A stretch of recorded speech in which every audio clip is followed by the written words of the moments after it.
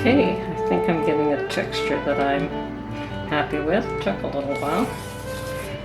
Okay, there we go. Yes, that's lovely.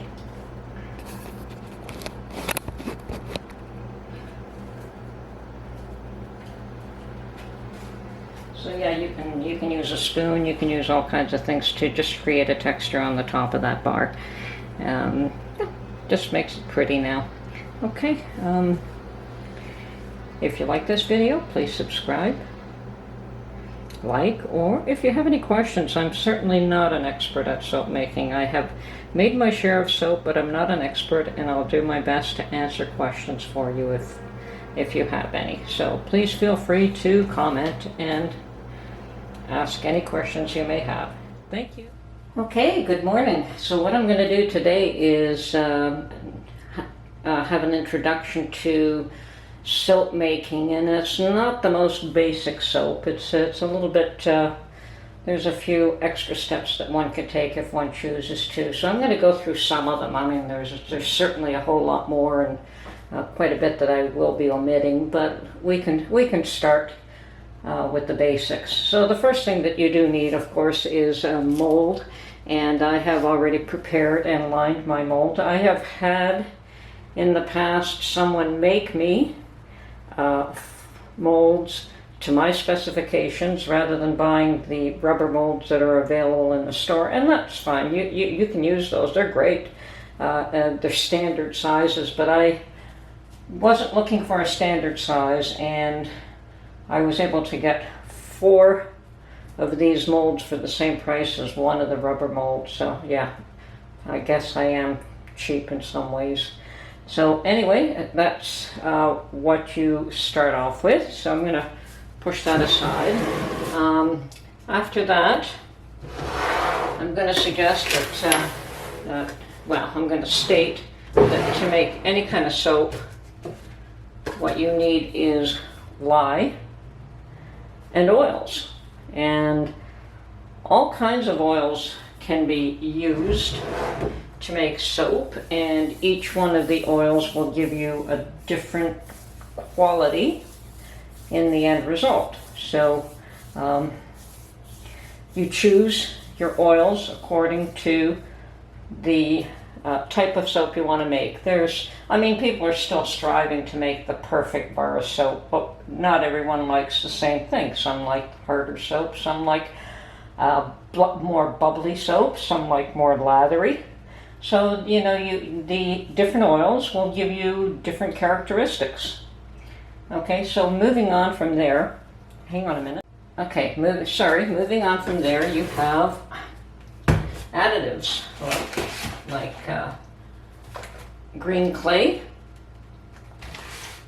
Yeah, green clay can be added.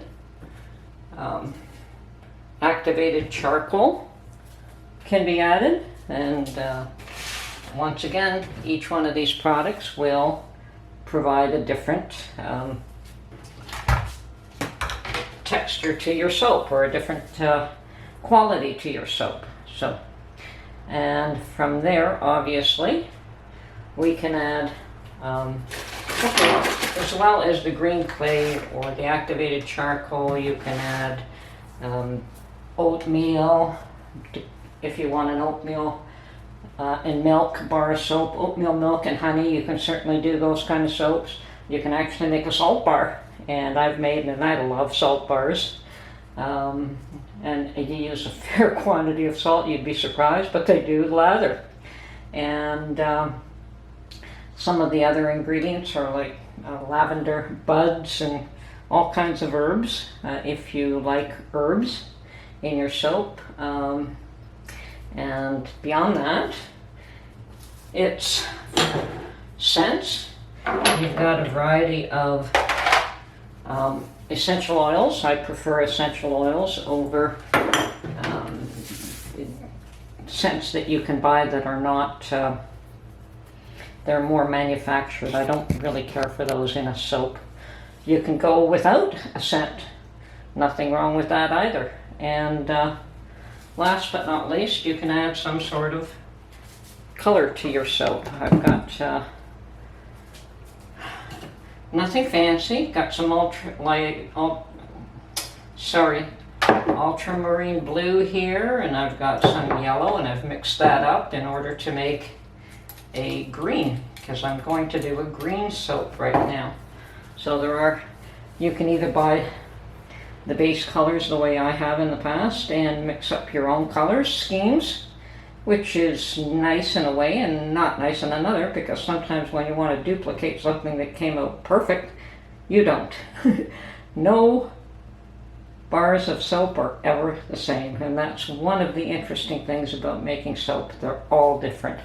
Okay, so I'm going to mix up my lye and water mixture, and I'm going to do that outside because it is a little bit dangerous. I don't really like working with the lye, but you need to. So I'm going to take that outside, and when it is cooled down, I'll bring it in. Okay, forgot to mention, everything should be weighed, and we have a kitchen scale here, and I have already weighed out my my water in this container, and well, let's see if we can show it to you here. Yes, I've weighed out my water, I've weighed out my lye crystals, and I've taken the precaution of putting on gloves and safety glasses. You do have to be careful with this stuff. This is the worst of it. It's just a lye and water. So now I'm going to take this outside and mix the two, and when it cools a bit, I'll bring it back in.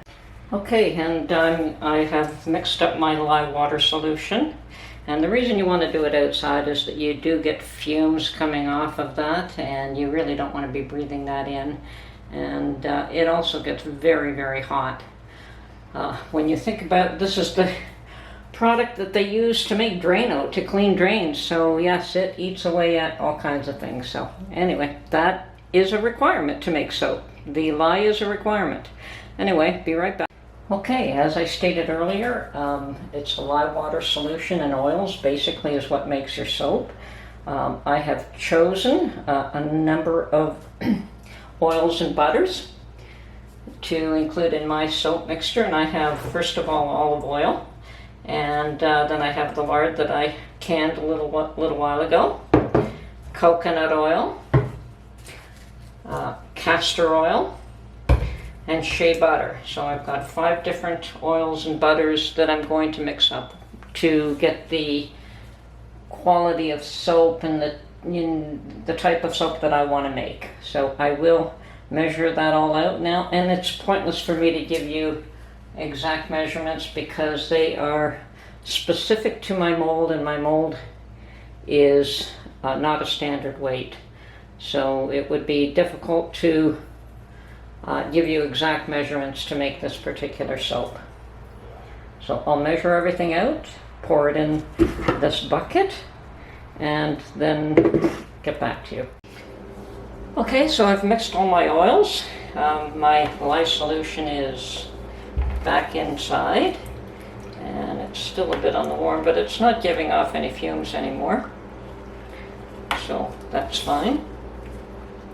And I'm not going to bother with adding any of the green clay or charcoal. I just wanted to show you that yes, there are additives that you can add to the soaps, but in this particular one I'm not going to.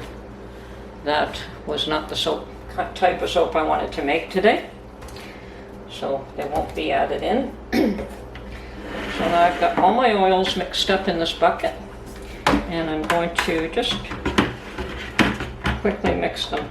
And yes, my shea butter is still hard, which is fine. I can add,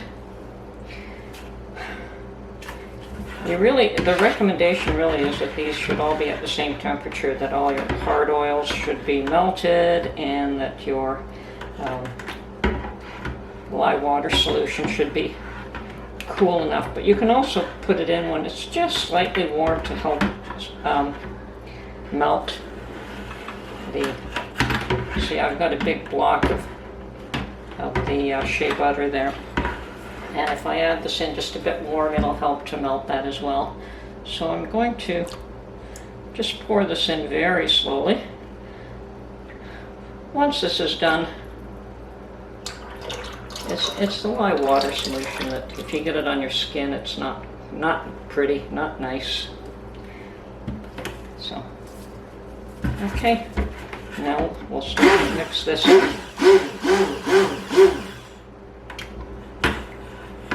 See if we can get that all melted.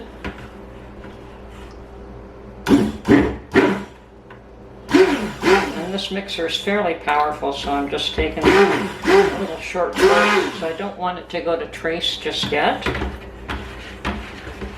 And it can do that fairly quickly sometimes.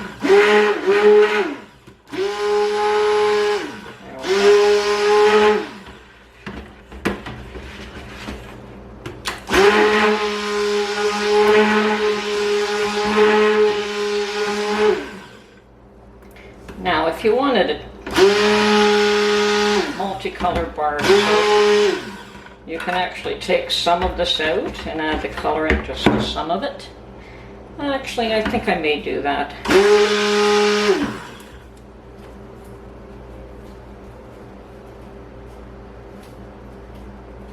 Just a minute, I'm going to go get another bucket. Okay, I've got a fresh bucket here, and I'm going to pour some of it off to the side. See, it's already starting to thicken up.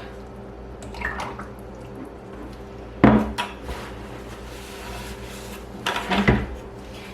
And I'm going to add the color to the one in the bucket.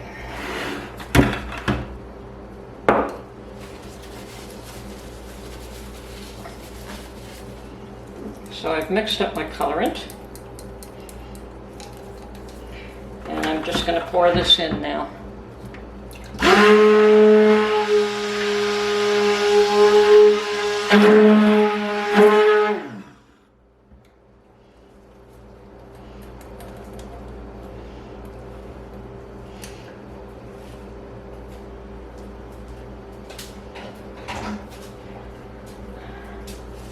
And that has turned a beautiful shade of green.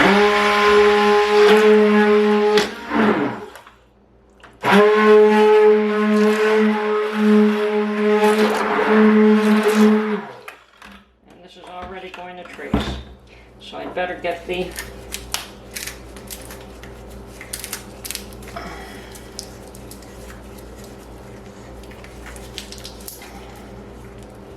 just a minute. Okay, at this point I'm adding my oils, so I'm going to put half in each.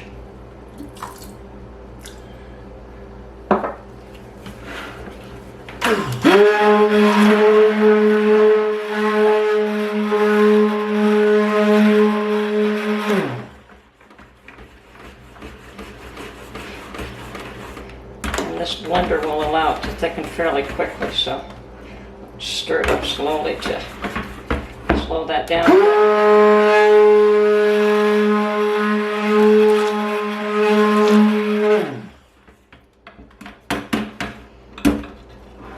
Probably should have done this one first, but that's okay.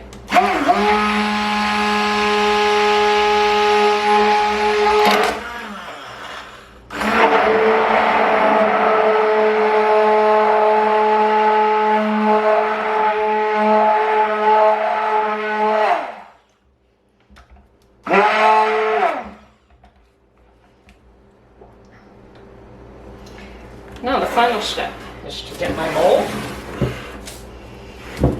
and just pour it in.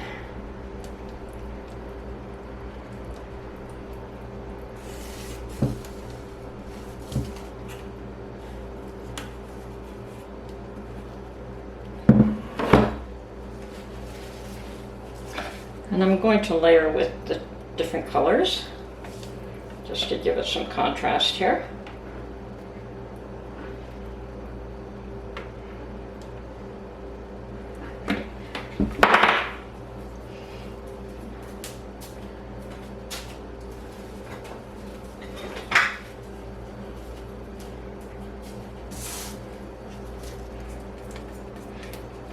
Don't require this anymore, so I will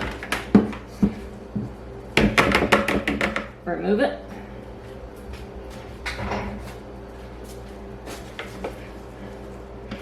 And get all that good soap in here.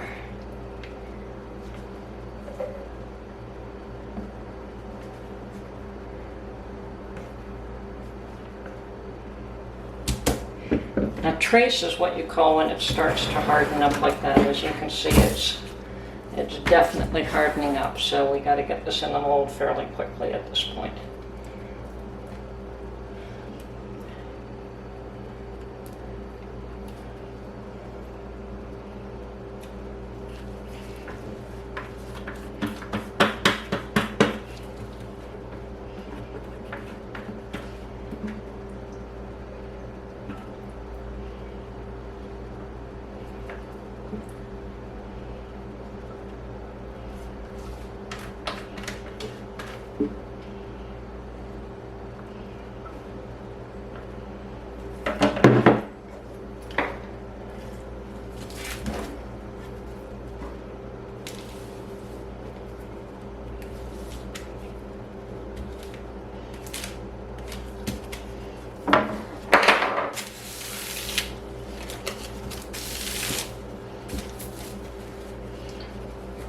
Okay, I'll be back in a second. Okay, one of the other things you could do to give this soap a little bit of texture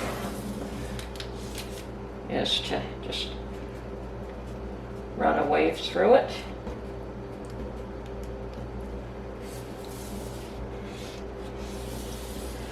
Bring up the two colors.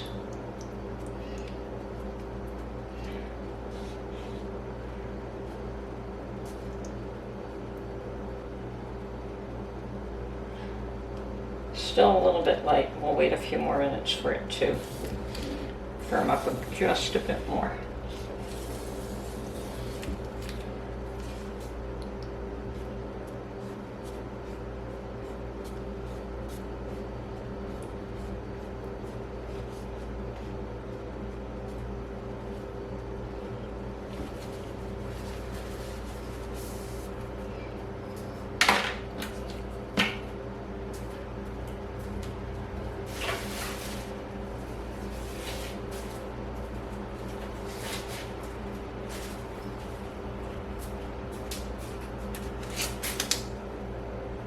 Okay, and I've got a little stir stick here. Clean up my edges.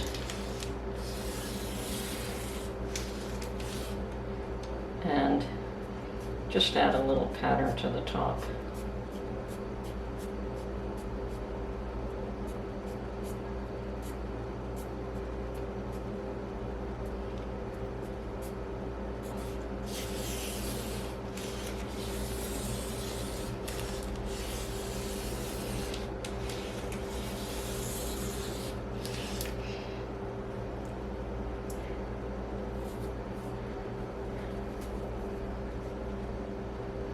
Okay. Okay, so the final thing that you want to do with this soap to allow it to cure is to cover it and put it in a warm or a spot to harden, actually. So some people use towels to cover it up. I found this, I guess it's a box for wine that somebody had, and I asked them for it since they were going to throw it out, and it perfectly allows me to fit my mold inside and close the cover. And this will actually heat up. The soap goes through a process called saponification, which where it actually cooks. So it heats up, and if it cooks all the way through, you'll be able to tell when you cut it that it has processed properly all the way through. So now I'm just going to put this aside. And it won't be ready till tomorrow to cut. If I was making a salt bar, they cure a whole lot faster, or they're ready to cut a whole lot faster. You pretty much have to cut it the same day. But this does take longer, so I'm going to put it aside. And I do also have a video where I show how I cut the bars, and I will add a link to that. I have another video where I show how to line the mold, and I'll put a link to that, and hopefully this will give you some idea of what it's like. I love making soap. I could do it all the time, but unfortunately there's no need. I have lots of soap. So anyway, this is the process for making soap, and yes, it can be modified. The oils can be, you can mix and match oils. You really have to know what you're mixing and matching and what the end result quality is. I've never been fond of a straight lard and lye soap, nor have I been fond of what they call a Castile, which is straight olive oil and lye. Both work. The Castile soap, I think, is only better after it's cured for 6 months. It's one of the few ones that I think you really do have to cure for a long time. Now, once we cut this, it has to cure for 4 to 6 weeks before use. It can be used a couple of days after. Unfortunately, what happens is the bar is soft, and you'll use it up fairly quickly, so you don't really want to do that. You want to cure it, allow some of the water to evaporate out of the soap, and then it'll last you a lot longer. Anyway, that's my soap video for today. Maybe down the road I'll do one on making a salt bar, but right now I have so many I don't need to make it. So thank you very much for watching, and we'll see you on the next video.